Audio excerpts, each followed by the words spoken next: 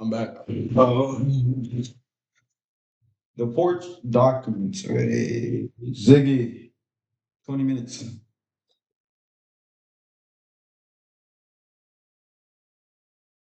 Ziggy, set a timer for 20 minutes.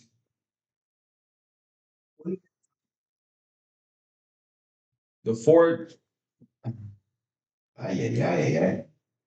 yeah, the forged documents had been provided 10 months ago to assist him on a hit in San Francisco and had served him well on three other occasions, though he knew the ID would meet with her approval. He was not sure that he himself would pass inspection. He was wearing a dark blue suit, wide shirt, blue tie, and highly polished black shoes. Correct attire for an agent. His size and his expressionless face also served him well in the role he was playing. But the murder of Dr. Davis Weatherby and the prospect of two other murders within the next few minutes had wildly excited him, had filled him with a manic glee that was almost uncontainable. Laughter kept building within him, and the struggle to repress it grew more difficult by the minute. In the drab green Ford sedan, which he had stolen 40 minutes ago expressly for this one job, he had been seized by a fit of the shakes induced not by nervousness but by intense pleasure of an almost sexual nature.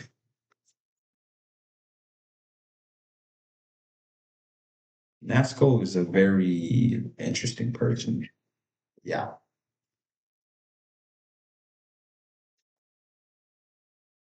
So he gets a sense of sexual feeling or dopamine off of killing people. That's what I'm reading. It's crazy.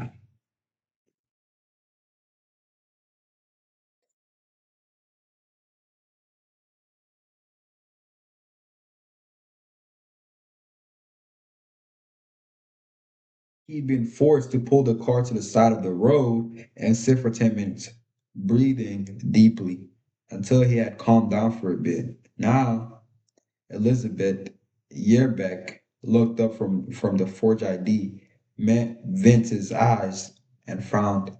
He risked a smile, though there was a danger of slipping into uncontrollable laughter that would blow his cover. He had a boyish smile by its marked contrast with his size could be disarming. After a moment, Dr. Yarbeck also smiled, satisfied. She returned his credentials and welcomed him into her house. I'll need to speak with your husband too, Vince reminded her as she closed the front door behind them. He's in the living room, Mr. Parker. This way, please. The living room was large and airy, cream colored walls and carpet, cream colored walls and carpet, pale green sofas, big plate glass windows, partly shielded by green awnings. What do you mean by green awnings? Provided views of the meticulously landscaped property and of houses on the wall and of houses on the hills below. Jonathan Yarbeck was stuffing handfuls of wood chips and was stuffing handfuls of wood chips in among the logs that he piled in the brick fireplace, getting ready to light a fire. He stood up, dusting his hands together as his wife introduced Vince. John Parker of the FBI FBI, Yarbeck said, raising his eyes inquiringly.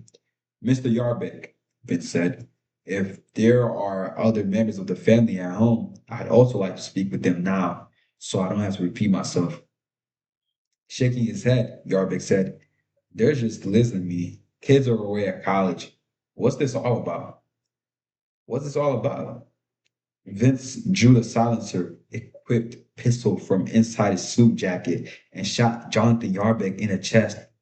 The attorney was flung backward against the mantel, where he hung for a moment as if nailed in place, then fell atop the brass fireplace tools. Snap! Elizabeth Yarbeck was briefly frozen by astonishment and horror. Vince quickly moved on her. He grabbed her left arm and twisted it up behind her neck hard. When she cried out in pain, he put the pistol against the side of her head and said, "Be quiet, or I'll blow your fucking brains out." He forced her to accompany him across the room to her husband's body. Jonathan Yarbeck was face down on top of a small brass coal shovel and a brass handled poker. He was dead, but Vince did not want to take chances. He shot Yarbeck twice in the back of the head at close range. A strange, thin, cat-like sound escaped Liz Yarbeck. Then she began to sob because of the distance and the smoky tint on the glass. Vince could not believe even the neighbors could see through the big windows, but he wanted to deal with the woman in a more private place. He forced her into the hall and headed deeper into the house, looking indoors as they went until he found the master bedroom. There, he gave her a hard shove, and she sprawled on the floor. "Stay put," he said. He switched on the bedside lamps. He went to the big sliding glass doors that opened into the patio and began to close the drapes. The moment his back was turned, the woman was scrambled to her feet and ran toward the hall door. He caught her, slammed her against the wall, drove a fist into her stomach, knocking the wind out of her, then threw her to the floor again, lifting her head by a handful of hair. He forced her to look him in the eyes. "Listen, lady, I'm not going to shoot you. I came here to get your husband, just your husband. But if you try to slip away from me before I'm ready to let you go, I'll have to waste you too. Understand?" He was lying, of course. She was the one he was being paid to hit, and the husband had to be removed simply because he was there. However, it was true that Vince was not going to shoot her. He wanted her to be cooperative, cooperative until he could tie her up and deal with her at a more leisurely pace. The two shootings had been satisfying, but he wanted to draw this one out, kill her more slowly. Sometimes death could be savored like good food, fine wine, and glorious sunsets.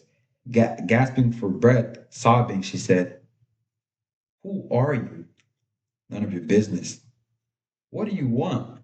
Just shut up, cooperate, and you get out of this alive." She was reduced to urgent prayer, running the words together and sometimes punctuating them with small, desperate, wordless sounds. Vince finished closing the drapes. He tore the phone out of the wall and pitched it across the room. Taking the woman by the arm again, he pulled her to her feet and dragged her into the bathroom. He searched through drawers until he found first aid supplies. The adhesive tape was just what he needed. In the bedroom, once more, he made her lie on her back on the bed. He used the tape to bind her ankles together and to secure her wrist in front of her. From a barrel, from a barrel drawer, he got a pair of her flimsy panties, which he wadded up and stuffed into her mouth. He sealed her mouth shut with the final strip of tape.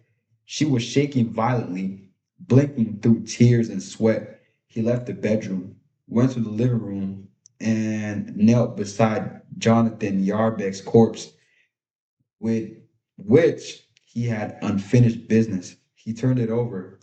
One of the bullets that had entered the back of Yarbeck's head had punched out through his throat, just under his chin. Gosh. His open mouth was full of blood. One eye was rolled back in a skull,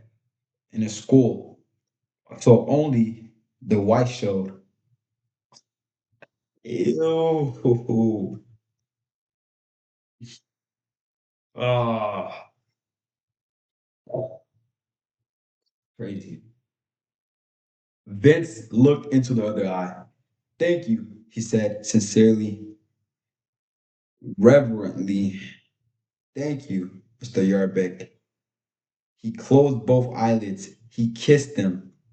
Thank you. He kissed the dead man's forehead. Thank you for what you've given me.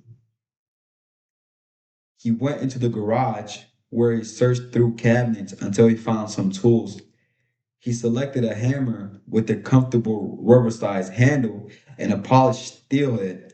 When he returned to the quiet bedroom and put the hammer on the mattress beside the bound woman, her eyes widened almost comically.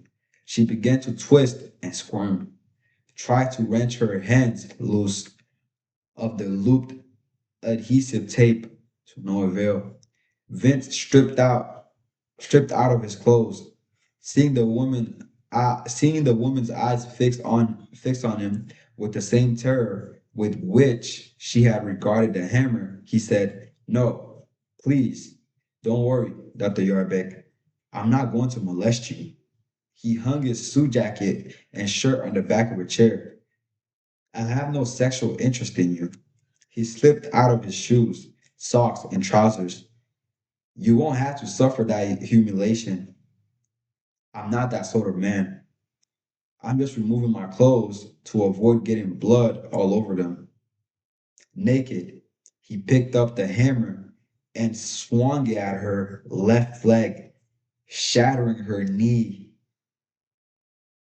Perhaps 50 or 60 hammer strikes after he began, the moment arrived. Snap. Sudden energy blasted through him. He felt inhumanly alert, acutely sensitive of the color and texture of everything around him, and he felt far stronger than ever before in his life, like a god in a man's body. He dropped the hammer and fell to his bare knees beside the bed. He put his forehead on the bloodied bedspread and took deep breaths, shuddering with pleasure so intense it could almost not be borne. Gosh. A couple of minutes later, when he had adjusted to his new and more powerful condition, he got up, turned to the dead woman, and bestowed kisses on her battered face, plus one in the palm of each of her hands. This dude Vince is evil. So why does he do this? What's his exigence? Like, what's the reason behind him killing people? Is it does he do it for the money? I mean, from so far from what I've been reading, sounds like this guy loves it.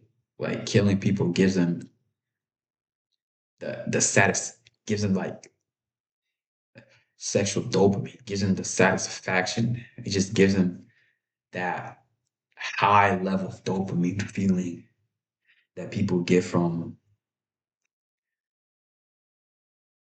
high level high level activities. I don't know if that makes sense. But yeah.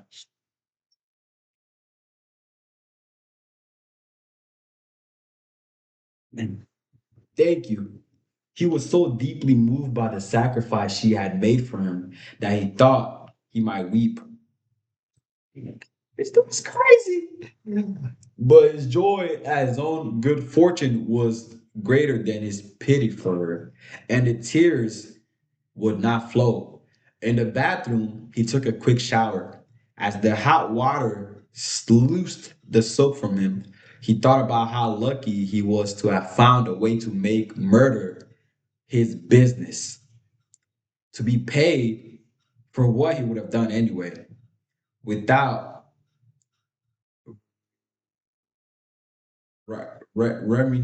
remuneration. Ziggy, how do you pronounce the word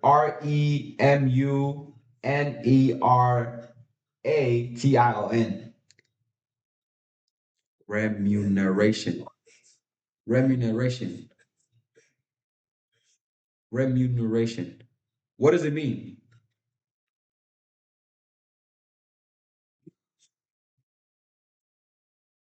Ah. Oh, remuneration. Remuneration.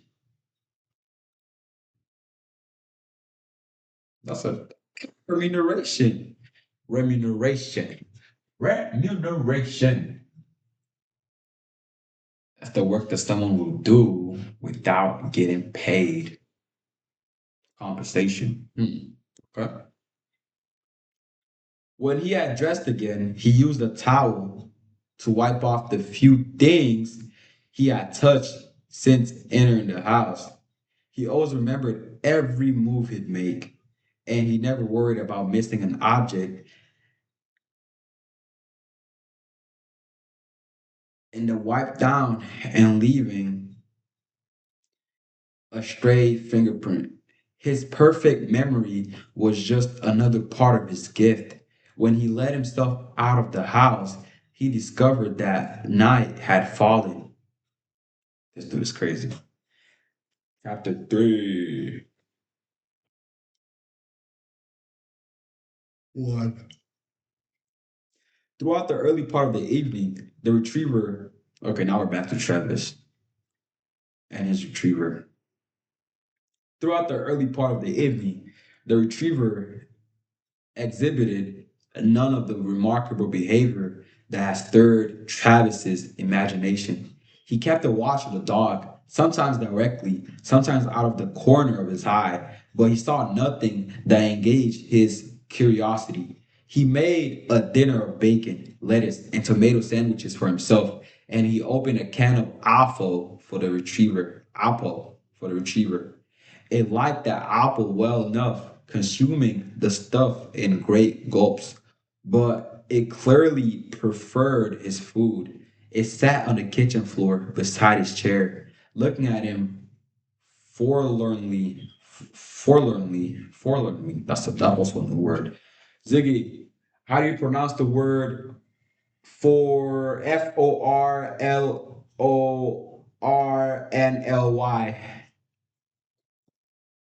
Forlorn. What does it mean?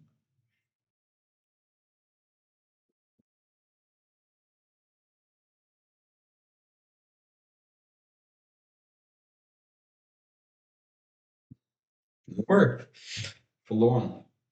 As he ate two sandwiches at the red Formica top table. At last, he gave it two strips of bacon. Nothing about his doggy begging was extraordinary. It performed no startling tricks. It merely licked its chops, whined now and then, and repeatedly employed a limited repertoire of sorrowful expressions designed to elicit pity and compassion. Any mutt would have tried to catch a treat in the same fashion. Later, in the living room, Travis switched on the television, and the dog curled up on the couch beside him. After a while, it put its head on his thigh, wanted to be petted and scratched behind the ears, and he obliged. The dog glanced occasionally at the television, but had no great interest in the programs. Travis was not interested in TV either. He was intrigued only by the dog. He wanted to study it and encourage it to perform more tricks, although he tried to think of ways to elicit displays of its astonishing intelligence. He could come. Okay, we'll end it right there. Ziggy, stop. All right, so a quick recap of what I read. Vince Nasco was sent on another mission to go kill another patient, another the victim, and these two victims were Elizabeth Yardbeck and Jonathan Yardbeck. That's who he was sent by his boss to go kill. Vince is just a crazy guy. He loves the thrill. The thrill of killing people just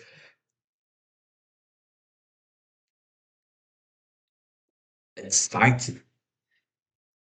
He loves it. He loves it. He gets a lot of dopamine just killing people. What's crazy is he loves his job so much that even if he wasn't getting paid for it, he would still be killing people. He's just thankful and grateful that he's getting paid for the stuff that he would be doing for free anyway. Yeah, Vince Nasco is a crazy guy. Yeah, but I left off where he finished off his two other patients and moved on to the next next victim. Um, I gotta stop saying Then I left off after that. We're back to Travis and his retriever eating lunch and watching television, and just Travis and the retriever just enjoying their one on one and having a special connection with each other.